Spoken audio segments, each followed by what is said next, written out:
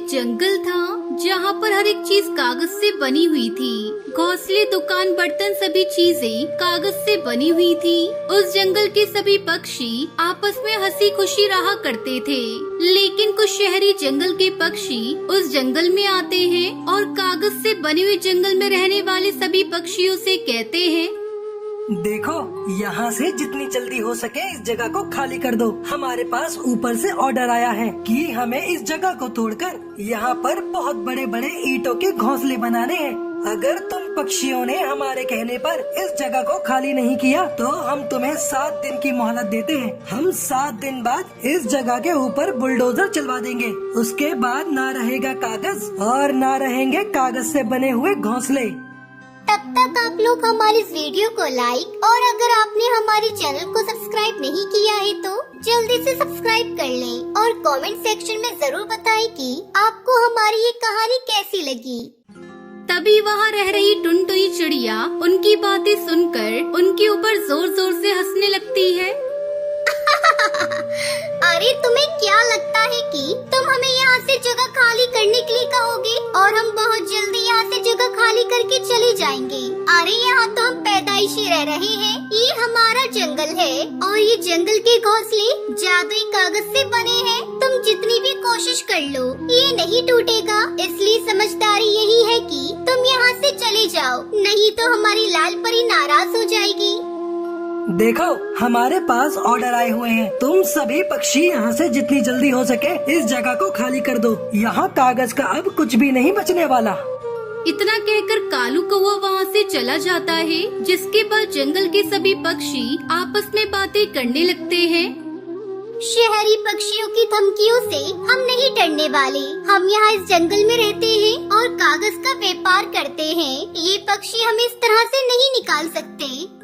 अगर उन्होंने कागज के घोंसलों को तोड़ दिया तो हम पक्षी कहाँ जाएंगे और काम कैसे करेंगे?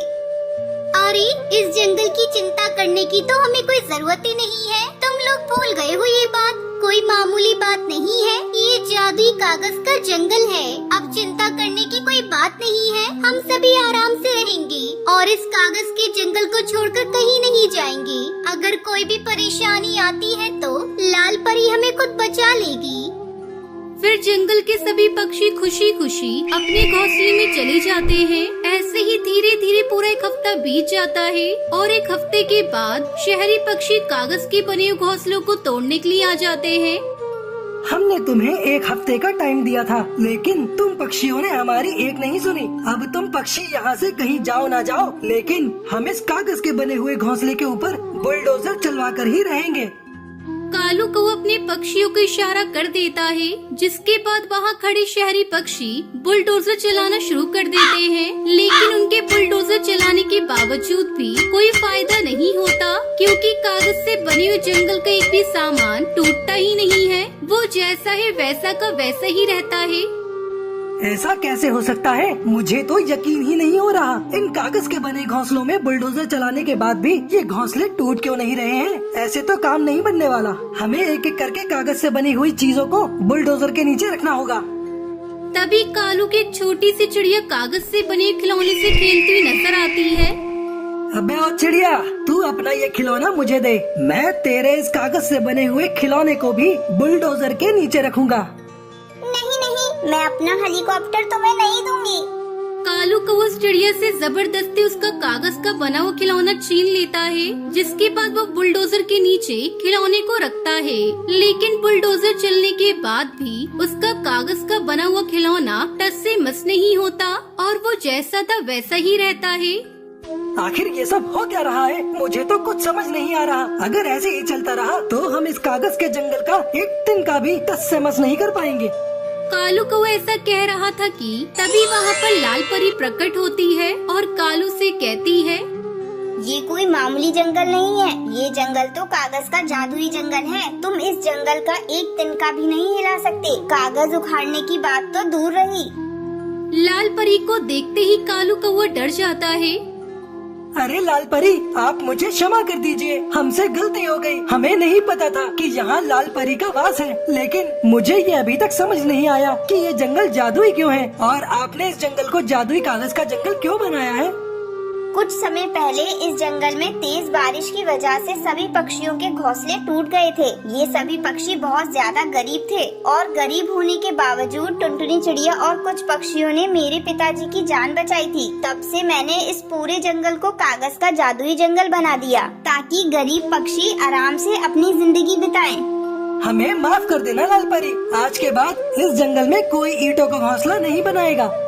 इतना कहकर कालू कौवा वहाँ से चला जाता है, जिसके बाद उस जंगल में कोई भी शहरी पक्षी कागज के घर को तोड़ने नहीं आता, बल्कि उस जंगल के सभी पक्षी अब शहर के पक्षियों को भी कागज का घोंसला बेचना शुरू कर देते हैं। देखते ही देखते कागज के बने घोंसले बहुत ज्यादा फेमस हो जाते हैं। फिर सभी पक्षी कागज के बने घोंसले में खुशी खुशी रहने लगते हैं। कुछ दिन बाद अचानक तेज बारिश शुरू हो जाती है और भयंकर बाढ़ आ जाती है।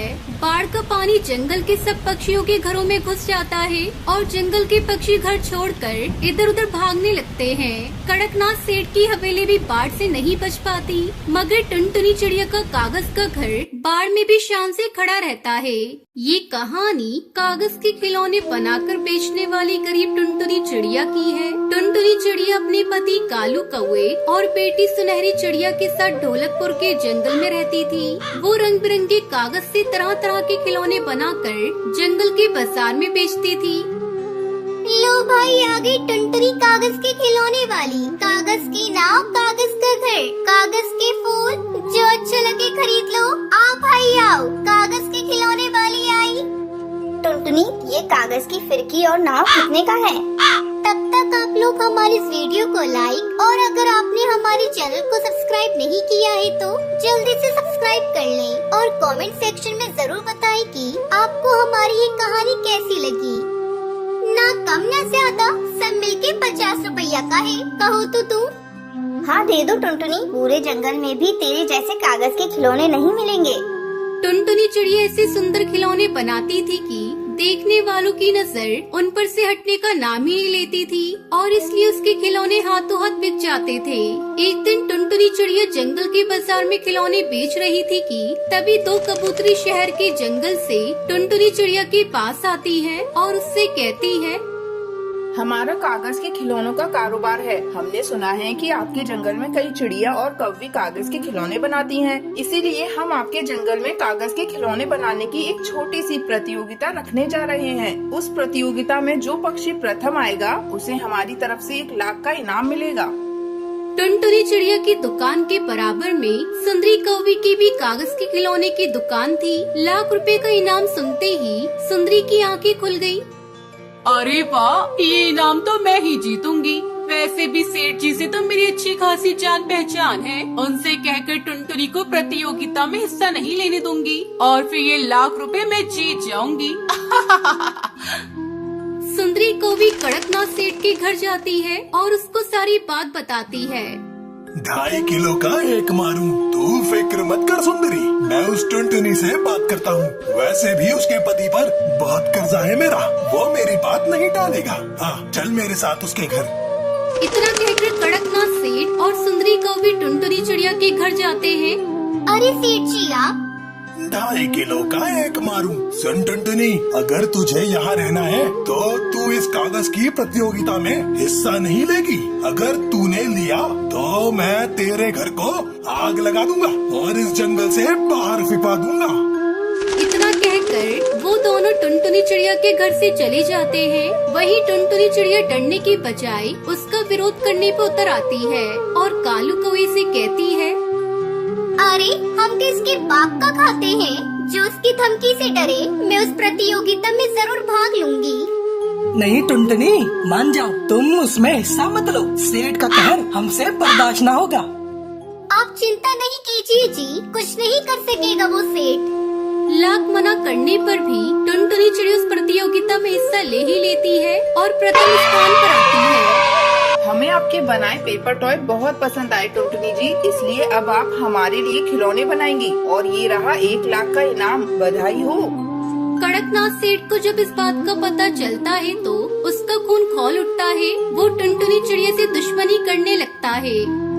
2.5 किलो का एक मारूं, हमारे मना करने पर भी ना मानी ये टुनटुनी, इसके साथ इतना बुरा करूँगा कि रूह कांप जाएगी। कड़कनाथ सेठ का एक भला पक्षी हरिया तोता टुनटुनी चिड़िया को सारी बात बताता है। फिर टुनटुनी चिड़िया कालू कौआ अपनी पत्नी को लेकर उस जंगल से नदी पार वाले जंगल आ जाते हैं। 2.5 किलो का एक मारू, कहाँ गए सब? सुनो पक्षियों, आग लगा दो इसके घर में। सेठ के ये कहते ही उसके पक्षी टुनटुनी चिड़िया के घर में आग लगा देते हैं। वहीं टुनटुनी चिड़िया कालू कौआ अपने लिए घर ढूंढने लगते हैं। जंगल के थोड़ी दूर जाने पर उन्हें घायल पक्षी मिलता है जो दर्द से करहा रहा होता है। कोई है? मुझे बहुत भूख लगी है, कुछ खाने को दे दो, मैंने कई दिन से खाना नहीं खाया। उसकी आवाज सुनकर टुनटुनी चिड़िया कालू कौआ वहाँ पहुँचते हैं। क्या हुआ आपको? आपके कैसे चोट लग गई? मैं अपने बच्चों के लिए दाना लेने जा रहा था। रास्ते में मुझे कुछ जंगली पक्षी मिल गए और उन्होंने मेरा ये हाल कर दिया। टुनटुनी चिड़िया अपनी पोटली में से उसे रोटी दे देती है। जैसे ही वो रोटी खाता है वो एक लाल परी में बदल जाता है। टुनटुनी चिड़िया कालू कौवे से देखकर हैरान हो जाते हैं। मुझे देखकर तुम दोनों हैरान मत हो टुनटुनी, तुम एक भली चिड़िया हो और मैं तुम्हारा इम्तिहान ले रही थी। तुमने अपनी भूख की परवाह नहीं की और मुझे अपनी रोटी दे दी। सुनो टुनटुनी, तुम कागज के खिलौने बनाती हो ना? आज से तुम्हारे हाथों में वो जादू होगा कि तुम अपने मन में जो भी सोचकर किसी कागज को छुओगी वो कागज वैसा ही बन जाएगा। ये कहकर वो लाल परी वहाँ से गायब हो जाती है। टुनटुनी चिड़िया खुशी से फूले नहीं समाती और वो इधर उधर से ढेर सारे कागज इकट्ठे करने में लग जाती है। इतने सारे कागज क्यों इकट्ठा कर रही हो टुनटुनी? कालू जी, हम इनसे अपना घर बनाएंगे, कागज का आलीशान घर। ये सुनकर कालू कौवा हैरानी में पड़ जाता है और टुनटुनी चिड़िया से कहता है, अरे ये क्या पागलपन सवार हो गया है तुम पर भला? कागज का घर तो पानी में गल सकता है, आग में जल सकता है और आंधी तूफान में उसके परखच्चे उड़ सकते हैं। आप देखते जाओ जी, ऐसा कुछ भी नहीं होगा। ये कहकर टुनटुनी चिड़िया दिन रात कागज का घर बनाने में लगी रहती है और ये आलीशान घर बना ही लेती है। फिर घर में लगे कागज को छूकर मनी मन कहती है, ये कागज लोहे से भी मजबूत हो जाए। बस टुनटुनी चिड़िया के ये कहते ही घर में लगा कागज लोहे से भी मजबूत हो जाता है। टुनटुनी चिड़िया कालू कागज के बने घर को देखकर बहुत खुश होते हैं। कुछ दिन बाद अचानक तेज बारिश शुरू हो जाती है और भयंकर बाढ़ आ जाती है। बाढ़ का पानी जंगल के सब पक्षियों के घरों में घुस जाता है और जंगल के पक्षी घर छोड़कर इधर उधर भागने लगते हैं। कड़कनाथ सेठ की हवेली भी बाढ़ से नहीं बच पाती, मगर टुनटुनी चिड़िया का कागज का घर बाढ़ में भी शान से खड़ा रहता है। फिर टुनटुनी चिड़िया कालू कौआ अपनी बेटी सुनहरी के साथ कागज के बने घर में खुशी खुशी रहने लगते हैं।